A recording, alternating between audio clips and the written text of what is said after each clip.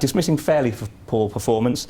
Some employers that I speak to tell me that they believe that they know an employee is incompetent, but they don't have the evidence to prove it.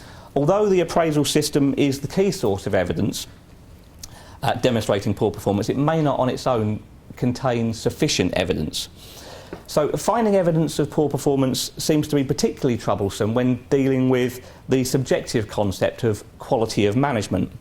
But the courts have acknowledged that this is a problem for employers, and interestingly, the courts have said that when responsible employers over a period of time genuinely address their mind to whether a manager is incompetent, the very fact that they've formed the conclusion that he or she is incompetent is some evidence of incompetence, which is a helpful starting point, but we then need to look to see whether there's any evidence to support that conclusion. So what type of thing might be supporting evidence? Well, you've got things like drop-off in trade, deteriorating customer relationships, customer complaints maybe. Exactly what you could use would be fact-specific, but that will give you some idea when you're talking about the very subjective concept of quality of management. One other point though, when dealing with long-serving employees who's been in the role for some time, it may be more difficult to show that he's been unable to perform it may be more difficult to show that he's unable to perform his job role unless there's been some change to the job role itself, or some change to the employee's circumstances, perhaps in relation to illness. Because if he's been doing fine for a number of years, the tribunal naturally start by asking them the question, well, okay, well, what's gone wrong? Why was it fine for a number of years, and why is it now not fine? This again is an exceptionally good reason not to turn the blind eye to underperformance for too long, although it can feel quite comfortable for managers to do so. Turning a blind eye to underperformance can lead to significant trouble later. So if a formal warning's then issued, what's a reasonable timescale for improvement? Well, that's again a fact-sensitive question.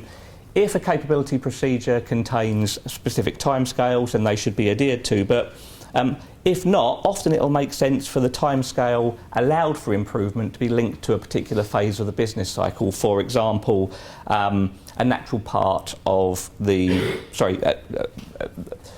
a particular phase of a project, or a particular quarterly sales targets, for example.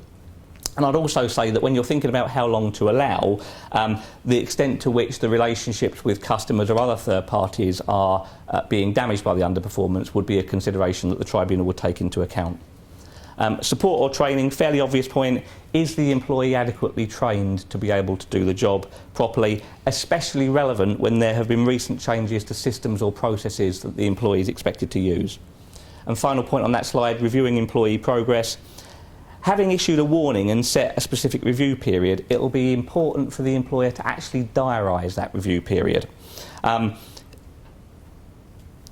Having told the employee that they have a particular time to improve, to then not address that with the employee at the time or around the time specified, an employment tribunal is likely to consider that to be unreasonable behaviour.